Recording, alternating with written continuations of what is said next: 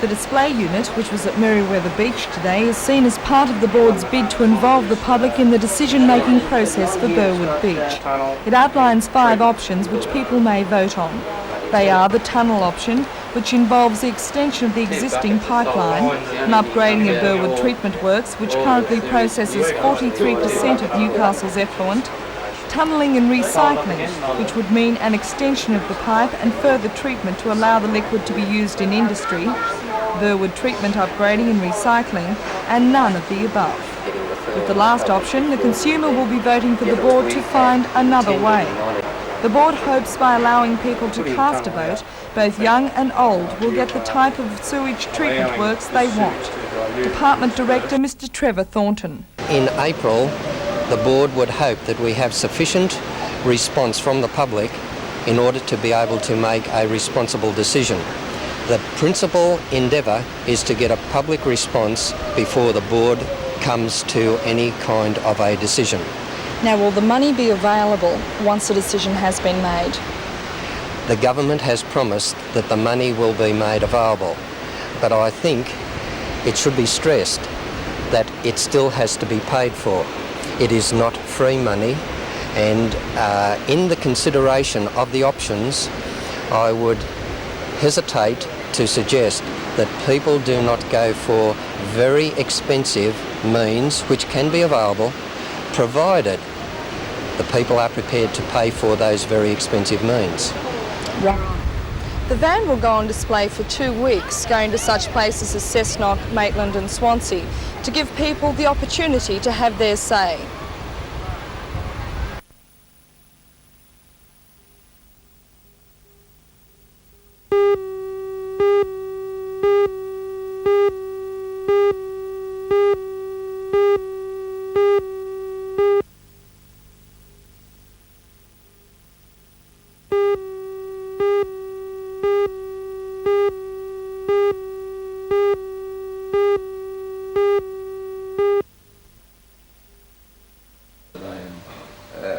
It's a fair number of police, but still, of course, we have a large population to look after, and I don't know yet whether it will be only temporary transfers of police from various sections throughout the district at this stage, and we hope to have the additional police appointed to the district probably early in April.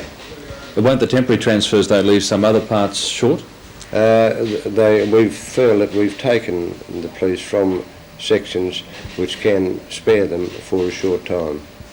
Well, what extra services will be available to the public? Just what will be available to people in need in the middle of the night at Belmont and Cessnock now that wasn't available in the past? Well, particularly Belmont and on the highway, people requiring police assistance travelling the highway will be able to get immediate attention by just calling at the police station.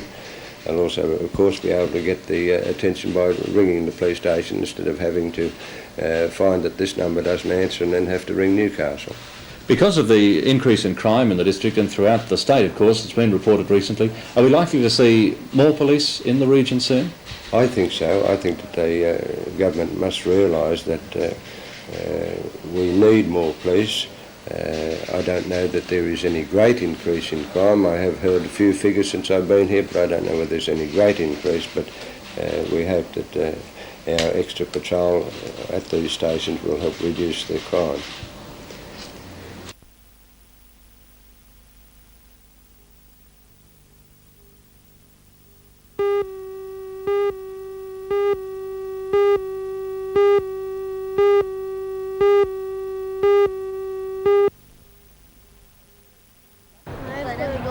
Batting got off to a slow start with no wickets for 32, half an hour into the game.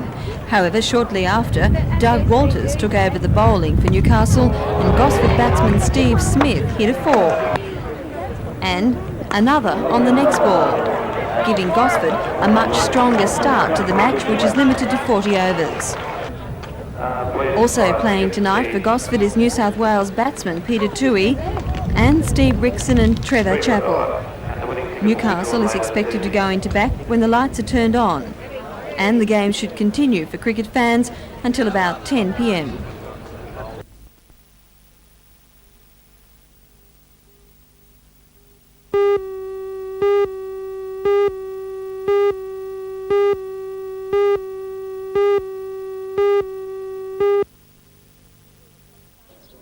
The workshop site is at the northern end of Carrington and is bounded by Hargrave, Garrett and Forbes Streets and Throsby Creek. The residents want low-cost dwellings to be erected on the site. They were concerned that the Trades Hall Council would lift its ban because the MSB proposal was recently approved by the Carrington branch of the Labor Party. But Trades Hall Secretary Mr Peter Barrack says the green ban will remain as long as the residents are opposed to the workshop. The residents also have the support of a Newcastle City Council alderman.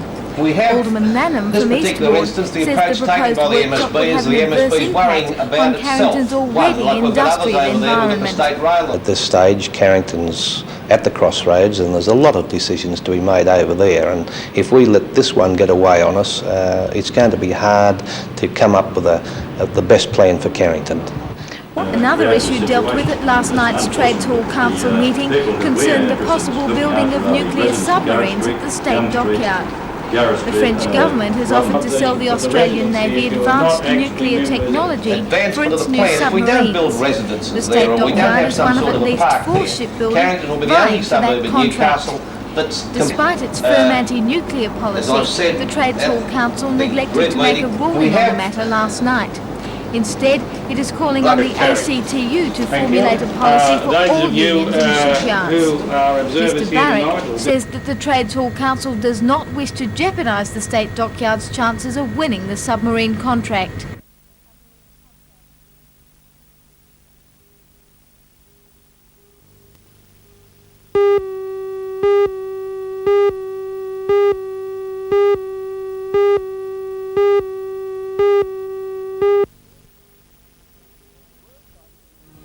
The World titles begin on Botany Bay on the 22nd, then move to Lake Macquarie a week later. Lee Hamilton confirmed her #1 rating by winning the Australian women's title for the 2nd year running at the Grafton Carnival. She skied behind the top boat, Crazy Horse. Lee skied brilliantly and will now go into the World titles brimming with confidence as she defeated the world champion Britisher Lisa Hobbs at Grafton. To make a family double, Lee's mother June took the national title in the veteran women's section behind the same boat.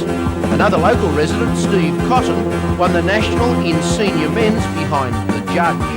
The Grafton Carnival, at which Sydney skier Jeff Hardacre won the men's title again, drew in excess of 200 boats and 500 competitors. In the sub-juniors, Toukley's Chris Webb also took out national honours.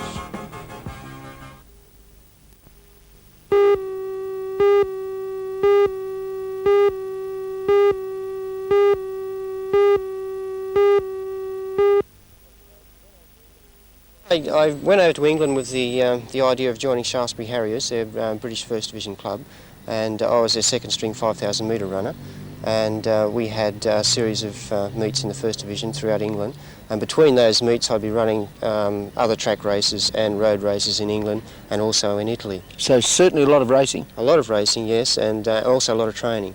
Some success, I believe? Yes, I think the best probably result was winning this British Southern 10,000 metre track title and finishing third in the 5,000 metres.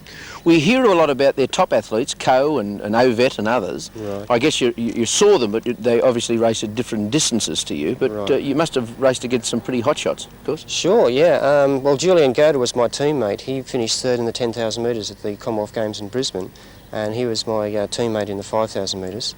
And I also raced against John Graham. He's Scotland's top marathon runner. He's run 2:9:28 and finished fourth in the Commonwealth Games. And I happened to beat him in one race in Italy, but the big race in New York a couple of weeks later, he thrashed me. So That's how it goes. That's how it goes. I guess it was a trip to learn by. Did you learn much? I think I learned a fair bit, yes. I think we have the impression here that we're not as good as the athletes overseas. We read about them and we tend to put them on a bit of a pedestal. But having trained with them and competed against them, you get the idea that they are human after all, and they are beatable.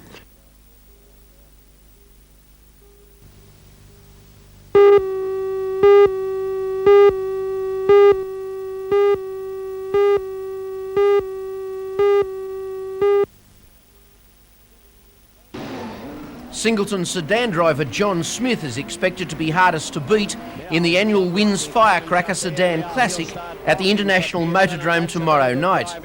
The event has attracted local, Sydney and visiting American drivers to the course that had its lap records destroyed last week by the flying American Ray Godsey.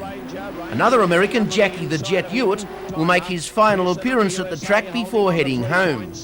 Locals Cowboy Lilford, John Pine and Don McEwen are all big chances to win the main purse. There's no big buttons. Oh, McEwen right over the top.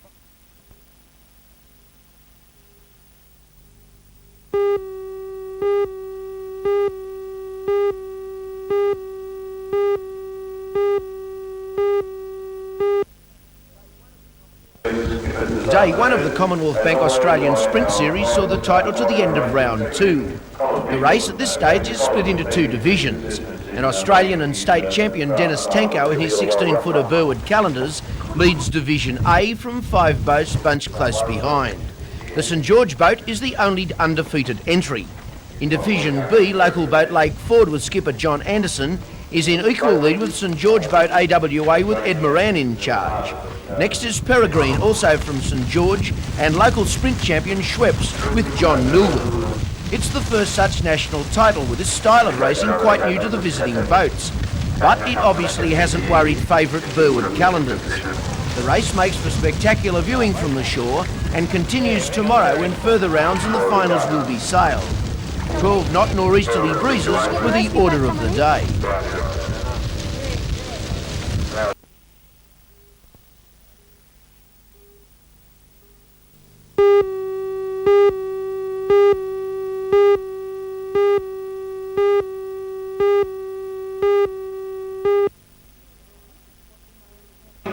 This is what's known as the mirror exercise. It's one of a series of techniques used to prepare for a performance. And performing is what the workshop being held this week at the Civic Playhouse in Hunter Street is all about. 21 people from all over the state have converged on Newcastle for the workshop, conducted by the Artistic Director of the Hunter Valley Theatre Company, Mr Brent McGregor. It's a very general introduction to various aspects of acting. Having a good time is probably one of the most important things of the course, that acting is not all hard work, it can be enjoyable. It's enjoyable for the actor and therefore it becomes enjoyable for the audience as well.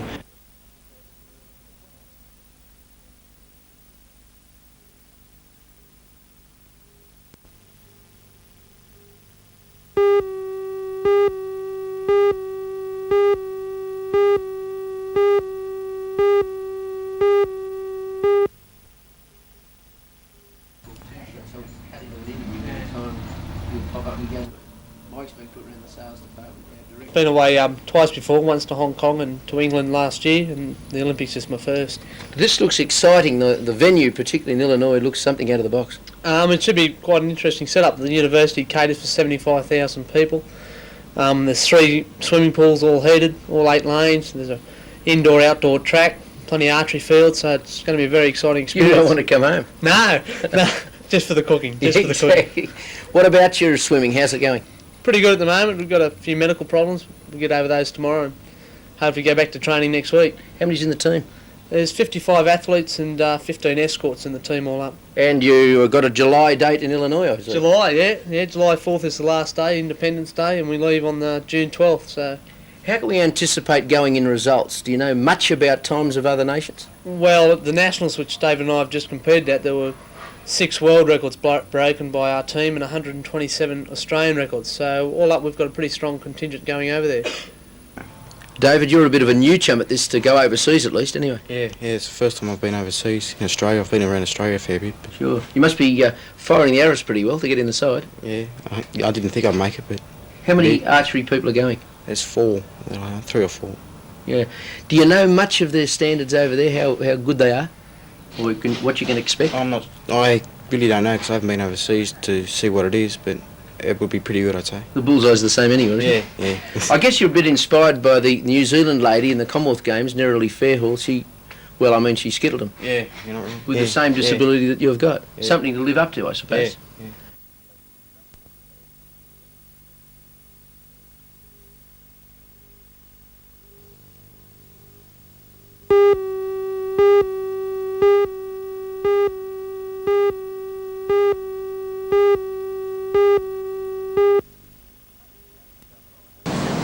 Hey, business at the terminal has been picking up since December, when the first of its share of the state's 7 million tonnes of wheat began arriving.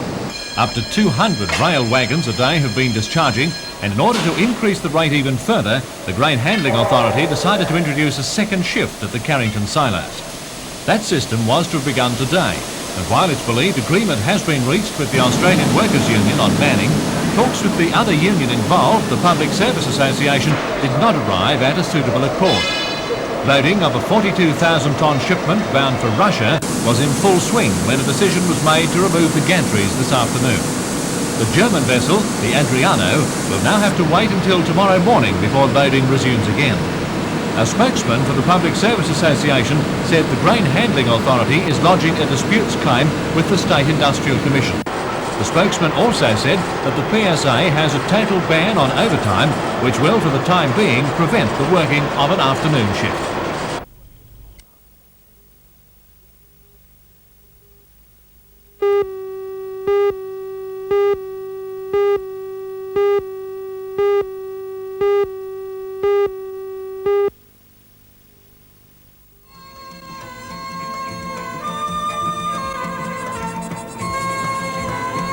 At first glance, you could be fooled into thinking you are looking at relics thousands of years old.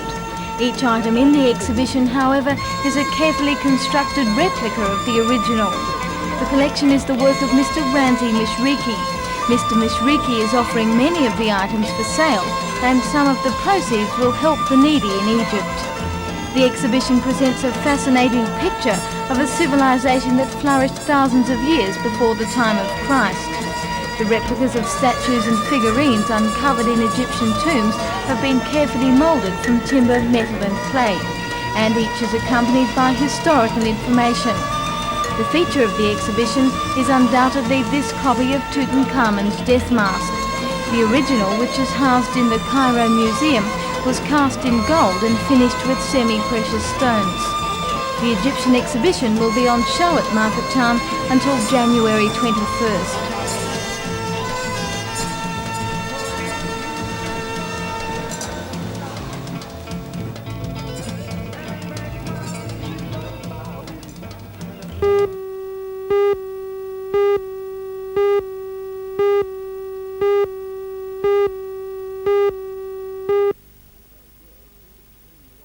Hunter Valley girls seem to be turning away from hard hats and spanners. This year the number of those seeking pre-apprenticeship training is down dramatically on the high of 3 years ago when the Girls in Trades campaign was launched. One explanation is that many girls think, apparently incorrectly, that in hard times it's the boys who'll get the available jobs.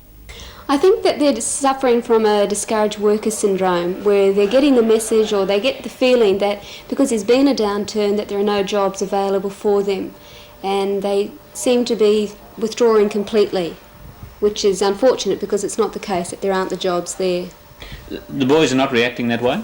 No, and in fact the boys react in a different way, and more boys, in times when they feel that there aren't as many jobs around, apply for full-time training.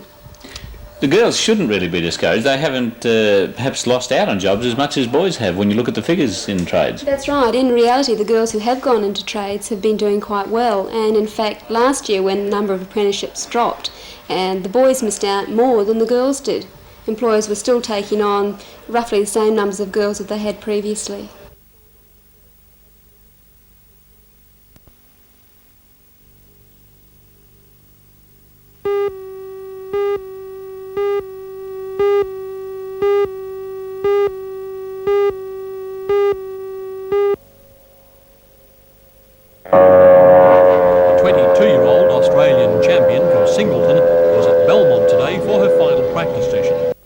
Lee has the recent form on the board to win the Women's World Ski Racing title, which after Sunday on Botany Bay moves to Lake Macquarie next Thursday, concluding on the Hawkesbury the following Sunday.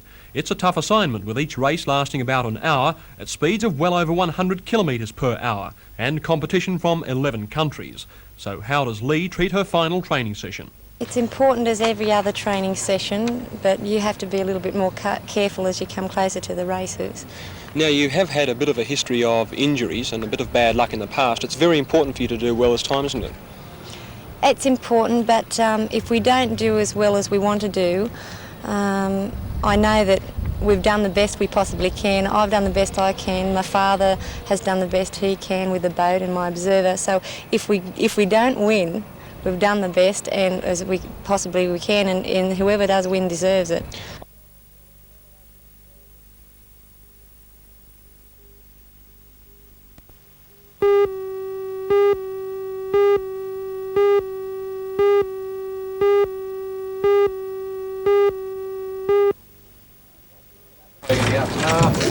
The accident happened on Lake Road, Glendale at about 5:30 during peak hour traffic. Killed was Winnie Chow of Lambton. Chow was transferred from Wallsend Hospital to the Royal Newcastle Intensive Care Ward last night, suffering massive head injuries, but she later died. Chow was a passenger in the red Datsun, driven by another student, Wong Kar Hung Derek, also 21 years old, of Hamilton. He escaped with only minor injuries.